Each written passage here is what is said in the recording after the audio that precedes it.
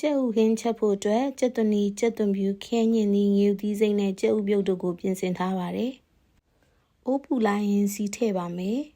။စနွေးမုန့်နဲ့ငယ်ထည့်ပါမယ်။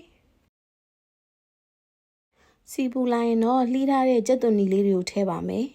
။ကျက်သွန်နီလေးတွေရောင်ပြောင်းလာသည့်အထိစီတက်ပေးပါမယ်။ပြီးရင်တော့ကျက်သွန်ပြူလေးတွေထည့်ပြီးမှွေပေးပါမယ်။ပြီးရင်တော့လေးစိတ်ချမ်းသာတဲ့ခဲညင်နီလေးတွေကိုထည့်ပါမယ်။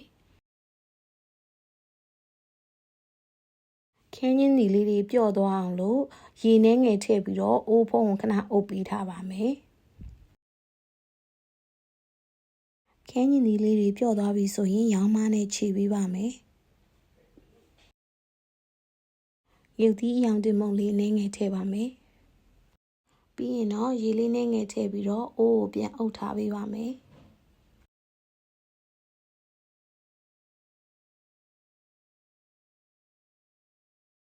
ပန်းရောင်စားကိုလက်ဖက်ရည်စွန်းတစ်စွန်းထည့်ပါမယ်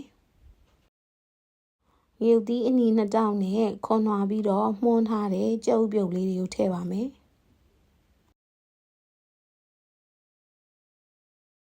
အရသာအတွက်ငါးငံပြားလေးတစ်စုံနဲ့အသုံးပြုထားပါတယ်။